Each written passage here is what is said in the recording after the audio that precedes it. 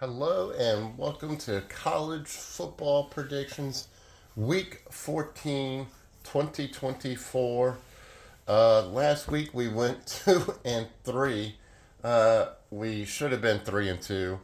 Uh, Texas A&M lost in the fourth overtime at Auburn, and man, it was just one of those weeks where I lost all three of those losses last week were all due to just very last second losses. I'm surprised they were not on bad beats on Monday night because they're so close, But hey, look, it can go either way. And well, we finished 2-3, um, so we have to win this week, week 14. This is where it's coming down to. Last year, man, we were doing so great. I won. I had like on the final stretch, like the month of November, it was like 18 wins and like one loss, two losses. That's it. I mean, I was on fire last year, but this year, man, it reminds me so much of COVID year. There is no dominant, real dominant team just winning constantly in the SEC or anywhere else. I mean, you can say Oregon and Ohio State and Penn State and all that, but when you look at those spreads are so close now. You can think, I guess, AI technology is really honing in on football, and with NIL money and everything else, it's just really difficult to kind of narrow in those dominant teams. But anyway, 2-3 is still not bad. You pretty much almost broke even. So it would have been 2-2 if I would have gone with my normal bet, and that would have been a break even week. Just a tie. So it's what happens when you go with a little bit more. Sometimes you're the dog, and sometimes you're the fire hydrant. So that leaves us with 34 wins, 24 losses for the season. So no matter what, we had another winning season ever since 2019, since I started doing sports betting on YouTube. So I'm really excited about another winning season. Hope to win this week so that way I can say I had all three winning months again. So, and what I'm going to do is this will be the last time you see 22 and 23. I'm going to combine all 3 years. So 22 to 24, you're going to see a massive group of wins and a massive group of losses. And then that's going to say next year, that's going to say 22 through 24 season. And it's going to say, hopefully, won all 9 months of those things. So really, really looking forward to it. So all right, let's get into the notes. All right. So what did I tell you at the beginning? Max Johnson, week one. I think I mentioned to you this. Max Johnson went to North Carolina, and if I was Mac Brown, I would probably start packing my bags or get really scared because Max Johnson fires championship head coaches. Mac Brown won the championship in Texas, and uh, Max Johnson fired Ed Ogeron at LSU. Well, he was a national championship coach. Jimbo Fisher, he won a national championship with Florida State. He got him fired at Texas A&M, and Mac Brown won the national championship with Texas, and he gets him fired at North Carolina. He is just a curse. I mean, if you ever want a head coach that's gone, go ahead and bring Max Johnson in the facility. And by the end of the season, if it makes it that long, he will be fired. In fact, the coaches don't even make it to the end of the season. I'm thinking about this now. They get fired in the middle of the season. Mac Brown was, I mean, he's the one that put North Carolina on the map. When people looked at it, if you ever said, guys, all right, college football, who is the most, who, what does North Carolina play? What division in football? And you'd be like, I don't know, ACC, I guess. I don't know, who knows, because nobody knew North Carolina had a football team. They were never that great. They were like middle of the road. They didn't do that well. Now, Mac Brown put them on the map because North Carolina was known for basketball. They were a basketball college. So Mac Brown, I really appreciate everything he did for that university. Glad you still have the stuff. I hope you enjoy retirement. Well deserved. Last week of football, we talked about that. Rough times for No 7 since October 1st. Yes, that cannot be more of the truth. Ever since I had COVID, I have been struggling, and I don't know if it's long COVID or not, but to pick these games. If you remember, the first 6 weeks are normally the worst 6 weeks for No 7 trying to figure out what to do and where to go. But it's been the last of the past 2 months have been the hardest for No 7s. I mean, we were cruising. I think we had even like, what was it, 20 wins and 4 losses or something like that. I mean, we were cruising. All right, anyway, I need to win this week. And once again, thank you to everybody who's tuned in every single week. Hopefully, I made you guys some money. And hopefully, the losses weren't too bad. But I want to appreciate everybody for everything. I'm still deciding if I'm going to do playoffs. Not sure. Playoffs? Oh, Coach Jim Mora, man. If you haven't, if depending on how old you are, you have to go back to YouTube and you have to watch Jim Mora going on a rant about playoffs when he was the Colts head coach back in the late '90s, and he's like, "Playoffs, playoffs. I'm just trying to win the game. Playoffs." It was some of the rants back then, was great. With Green, if you want to crown him, just crown him. And oh man, you don't have head coaches like that anymore with the passion and the fire, in there. All right, so let's go and get into week 14. So first one, these are all going to be on the 30th.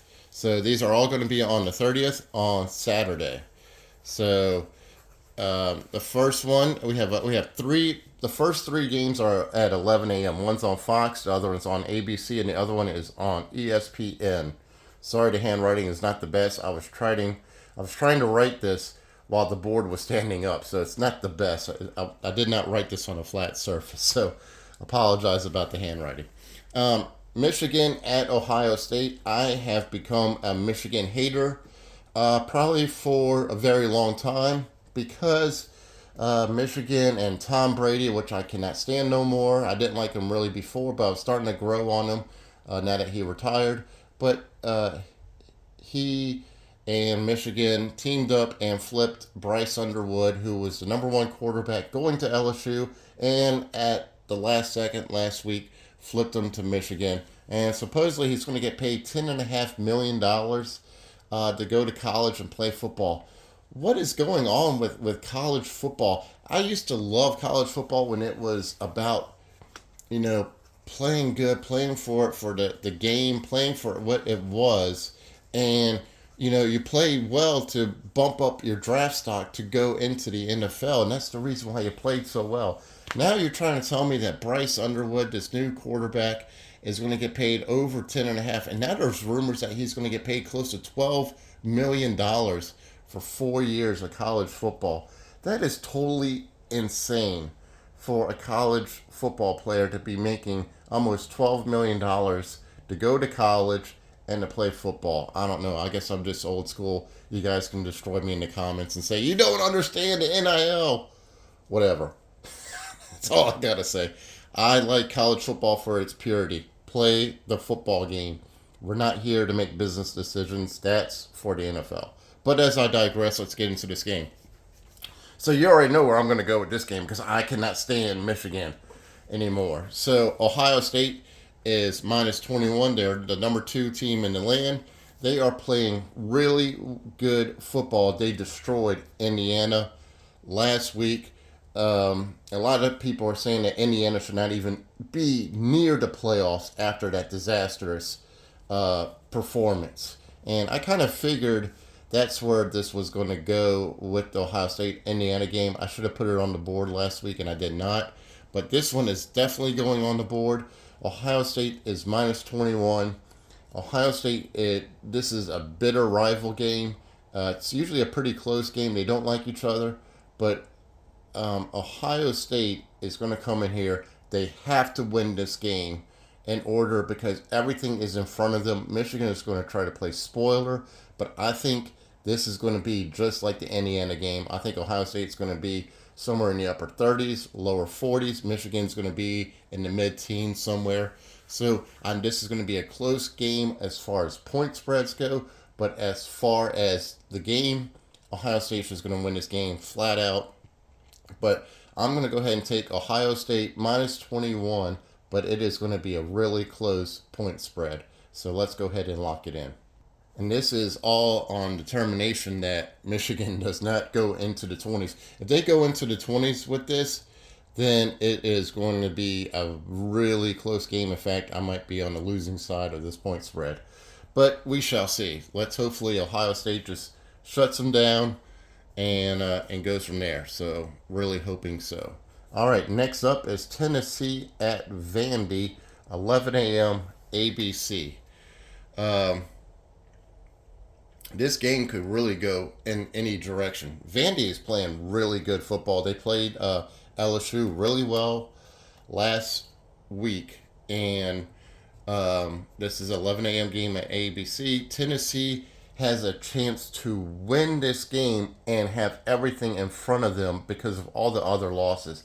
Alabama losing, Texas A&M losing. I mean, there's so much chaos in the SEC. There's not a real dominant team this year. It's so crazy.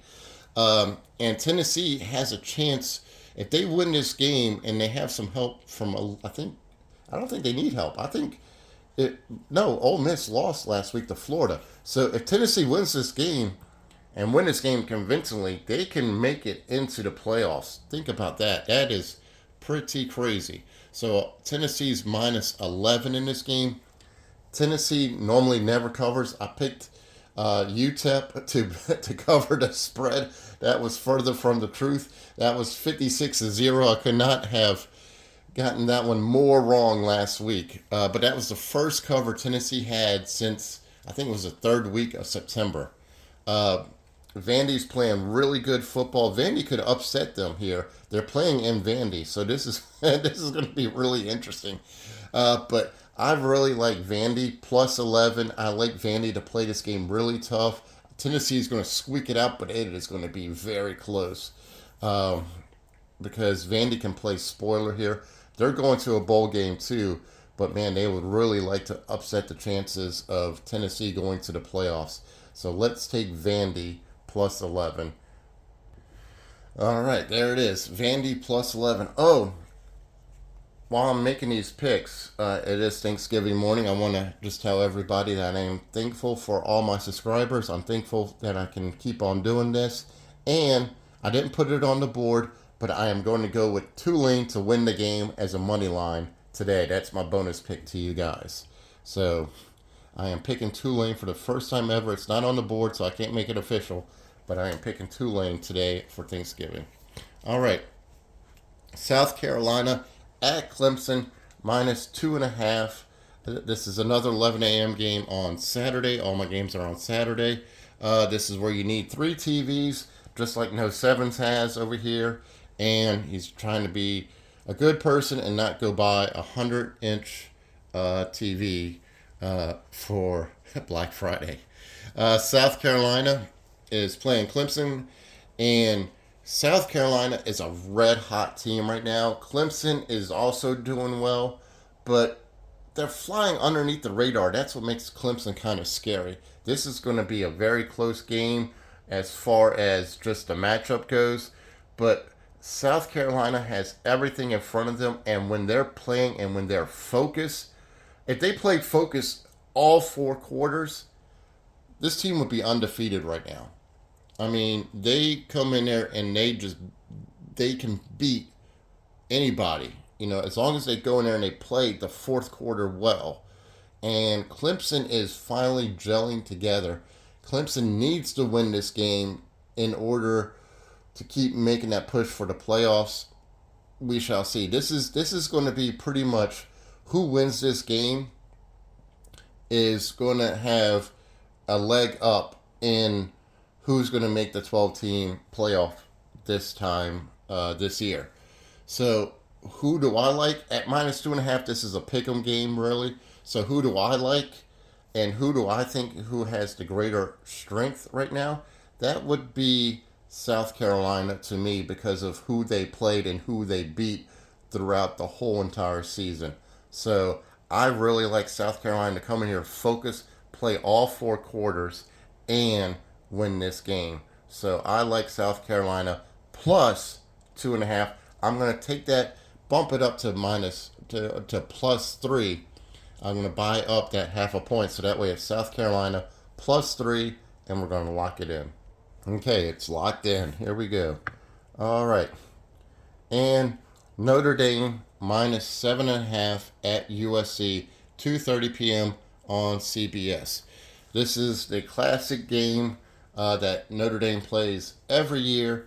Notre Dame needs to win this game because they're already in the playoffs, but they cannot afford to lose this game because then their chances of them missing the playoffs are going to be pretty high because of their strength of schedule. They have one huge road game victory at night, that they claim to fame, and they beat Texas A&M on week 1. Whoop-de-doo. We couldn't do it, so I guess, they have to hang their hat on something as far as LSU goes. But Notre Dame is -7.5. There's talks that Lincoln Riley is not going to come back next year for USC. He's under a lot of pressure and stuff. A lot of the attention is going on other coaches, but secretly, do not be surprised in the offseason if you see Lincoln Riley get the boot, and he's just not producing over there. He's not doing what he was doing at Oklahoma. From there. Oh, on a side note, I just want to let you guys know, for a first time ever game, while we're talking about Oklahoma, Oklahoma is going to LSU for the first time ever. There you go. Last first time ever games, right? Oklahoma at LSU. But anyway, getting back to this game at USC. USC can play spoiler, but after I watched the Notre Dame game of Army, there was no comparison of who Notre Dame is. And if they didn't lose to NIL, Northern Illinois, they would be, or is it NIU? I think it's NIU, not NIL. NIU. Yeah, I think that's correct. It's NI something. Anyway, it's Northern that they lost to. And I'll never forget that because I was up in Chicago when I saw that game, and people were going nuts in the bar when they beat Notre Dame. But if Notre Dame didn't lose that game, they would be undefeated right now. So, and they're playing with conviction right now. Their team is clicking on all cylinders. I really like Notre Dame to win this game. I like Notre Dame to cover this game. And I will buy down that half a point. So that way it's Notre Dame -7. Let's lock it in. Okay, there we go. So, wrapping this up. Sorry, guys, I'm taking a little bit longer. It's my last time with you guys till next season, probably. Texas -5.5 at Texas A&M. So, 2 weeks ago we talked about the old Southwest Conference, the SWC, with all the Texas teams. This was one of the biggest rivals at the end of the year. I'm glad that they finally brought it back. Texas at Texas A&M. Man, these two teams hate each other, and I'm so glad I get to see this rival again. So Texas is -5.5. Texas A&M lost in quadruple overtime, fourth overtime at Auburn. This is going to be a very interesting game. This is going to be a very close game. I made my pick, and now I'm sitting here thinking about it. I'm kind of second guessing myself. But what I'm thinking is, and this is what I thought of when I made my pick, Texas needs to win this game. Texas A&M can play spoiler. And if Texas loses this game, Texas A&M can get in, and Tennessee can not get in. You see what I'm saying? So there's so many variables to this. So Texas just needs to save everybody a massive migraine and just win this game, win it convincingly, and go from there. If Texas A&M wins this game, it's going to be all hell is going to be breaking loose. Alabama can get back in. There's just so many variables. We do not need all the what ifs. So Texas needs to win this game. They need to win this game by triple digits and just put Texas A&M to rest and not have any conspiracies of the SEC going into the 12-team playoff after this season is over. So, and I have Texas to win the national championship. So I really like Texas to win. It's -5.5, so this is going to be a really close as far as the point spreads go. But the way Texas is playing, they're playing really well. Texas A&M is all over the place. And if you looked at the Auburn game, they were down at one point, almost 21 points. You know, if they do that to Texas, they're never going to come back like they did with Auburn. So for that reason, I'm going to take Texas -5.5 and go from there. Okay, so it is locked in. Texas -5.5. Okay, so no pausing. We're just going to move this over a little bit, and we're going to go up, and we're going to get finally for Thanksgiving. They finally gave us a huge parlay we can finally do something with, a money line parlay. So here we go. We finally are getting back to the old school ways of how we used to do this. So Boise State, Ole Miss, Georgia, Ohio State, Oregon, Penn State, Notre Dame, Miami, SMU, Indiana, and BYU. And SMU is on fire, guys, this year. They are playing really, really great football. BYU, man, they're having all sorts of problems right now. So as I promised in one of my previous videos when I was telling you about, I want to start giving back. In fact, I might even give a little bit more, but that's as of right now. When I was getting better and No Sevens almost died for the second time in 4 years, thanks to COVID, and my gallbladder surgery. So, a cat of nine lives, I guess. We have $200 that we've won. It would have been more if I didn't have such a disastrous last 8 weeks of college football, or 7 weeks of college football. But we're doing $200 of Christmas to the kids this year. I was going to do it for Toys for Tots, but the place that I normally drop off, I usually go buy all the toys and I drop off all the toys for the Toys for Tots, is not there no more.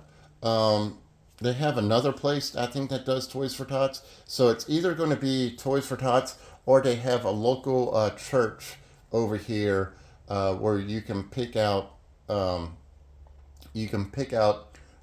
different kids off of a Christmas tree, and they tell you what they want and everything else. So I might do that this year. Go to the Christmas tree and see what they want, and go from there. But guys, I'm really excited to do $200. I think I have my YouTube money coming, so that's the reason why I think it's going to be a little bit money. But my YouTube money is not a lot of money, guys. It's $100 every 6 months. I don't do it for YouTube money. Trust me. If I did this for YouTube money, I would be living back in my car again, and I'm not doing that for the third time. Not being homeless. Definitely not doing that.